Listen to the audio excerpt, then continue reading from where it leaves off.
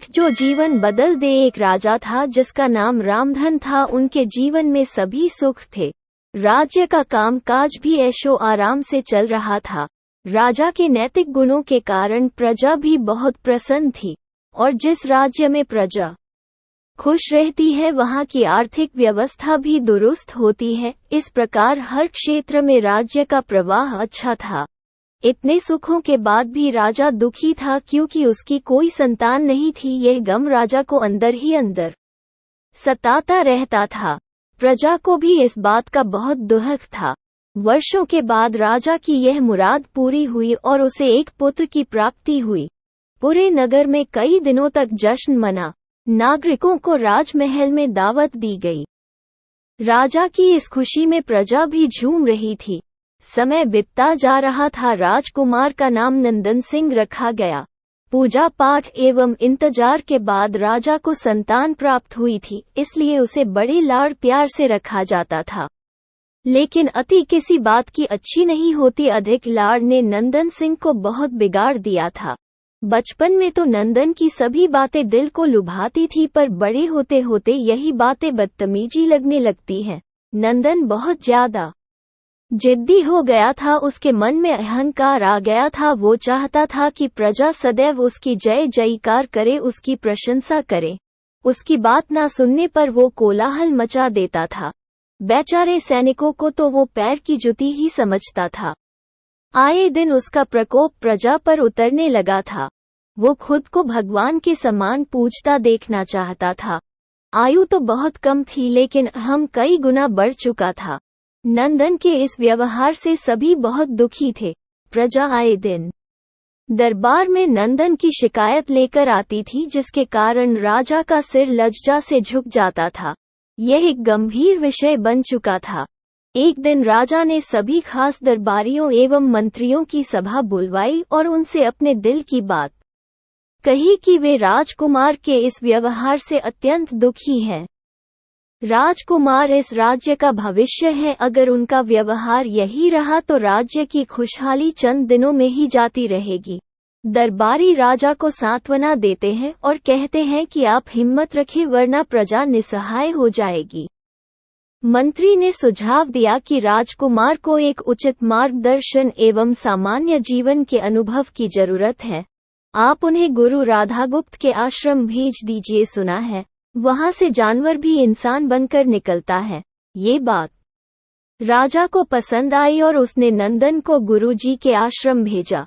अगले दिन राजा अपने पुत्र के साथ गुरुजी के आश्रम पहुंचे।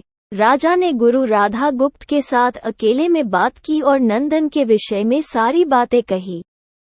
गुरुजी ने राजा को आश्वस्त किया कि वे जब अपने पुत्र से मिलेंगे तब उन्हें गर्व महसूस होगा। गुरुजी के ऐसे शब्द सुनकर राजा को शांति महसूस हुई और वे सहर्ष अपने पुत्र को आश्रम में छोड़कर राजमहल लौट गए। अगले दिन सुबह गुरु के खास चेले द्वारा नंदन को भिक्षा मांगकर खाने को कहा गया, जिसे सुनकर नंदन ने साफ इनकार कर दिया। चेले ने उसे कह दिया कि अगर पेट भरना है तो भिक्षा मांगनी होगी और भिक्षा का समय शाम तक ही है, अन्यथा भूखा रहना पड़ेगा। नंदन ने अपनी अकड़ में चेले की बात नहीं मानी और शाम होते होते उसे भूख लगने लगी, लेकिन उसे खाने को नहीं मिला। दूसरे दिन उसने भिक्षा मांगना शुरू किया। शुरुआत में उसके बोल के कारण उसे कोई भिक्षा नहीं देता था, लेकिन गुरुकुल में सभी के साथ बैठने पर उसे आधा पेट भोजन मिल जाता था। धीरे धीरे उसे मीठे बोल का महत्व समझ आने लगा और करीब 1 महीने बाद नंदन को भर पेट भोजन मिला, जिसके बाद उसके व्यवहार में बहुत से परिवर्तन आए। इसी तरह गुरुकुल के सभी नियमों ने राजकुमार में बहुत से परिवर्तन किए, जिसे राधागुप्त जी भी समझ रहे थे। एक दिन राधागुप्त जी ने नंदन को अपने साथ सुबह सवेरे सैर पर चलने कहा। दोनों सैर पर निकल गए। रास्ते भर बहुत बातें की। गुरुजी ने नंदन से कहा कि तुम बहुत बुद्धिमान हो और तुम में बहुत अधिक ऊर्जा है, जिसका तुम्हें सही दिशा में उपयोग करना आना चाहिए। दोनों चलते चलते एक सुंदर बाग में पहुंच गए, जहां बहुत सुंदर सुंदर फूल थे, जिनसे बाग महक रहा था। गुरुजी ने नंदन को बाग से पूजा के लिए गुलाब के फूल तोड़ने कहा। नंदन झट से सुंदर सुंदर गुलाब तोड़ लाया। और अपने गुरु के सामने रख दिए। अब गुरुजी ने उसे नीम के पत्ते तोड़कर लाने कहा। नंदन वो भी ले आया। अब गुरुजी ने उसे एक गुलाब सूंघने दिया और कहा, बताओ कैसा लगता है। नंदन ने गुलाब सूंघा और गुलाब की बहुत तारीफ की। फिर गुरुजी उसे नीम के पत्ते चखकर उसके बारे में कहने को कहा। जैसे ही नंदन ने नीम के पत्ते खाए उसका मुंह कड़वा हो गया और उसने उसकी बहुत निंदा की और जतर कतर पीने का पानी ढूंढने लगा। नंदन की यह दशा देख गुरुजी मुस्कुरा रहे थे। पानी पीने के बाद नंदन को राहत मिली। फिर उसने गुरुजी से हंसने का कारण पूछा।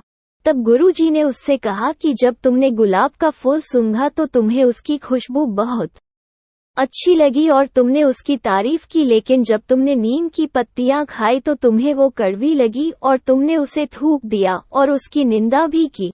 गुरुजी से नंदन को समझाया, जिस प्रकार तुम्हें जो अच्छा लगता है तुम उसकी तारीफ करते हो, उसी प्रकार प्रजा भी जिसमें गुण होते हैं उसकी प्रशंसा करती है। अगर तुम उनके साथ दुर्व्यवहार करोगे और उनसे प्रशंसा की उम्मीद करोगे तो वे ये कभी दिल से नहीं कर पाएंगे। इस प्रकार जहाँ गुण होते हैं वहाँ प्रशंसा होती है। नंदन को सभी बातें विस्तार से समझ आ जाती है और वो अपने महल लौट जाता है। नंदन में बहुत परिवर्तन आता है और वो बाद में एक सफल राजा बनता है। कहानी की शिक्षा। गुरु की सीख ने नंदन का जीवन ही बदल दिया। वो एक क्रूर राजकुमार से एक न्यायप्रिय दयालु राजा बन गया। इस कहानी से हमें यही शिक्षा मिलती है कि हम में गुण होंगे तो लोग हमें हमेशा पसंद करेंगे, लेकिन अगर हम अवगुणी हैं तो हमें प्रशंसा कभी नहीं मिल सकती।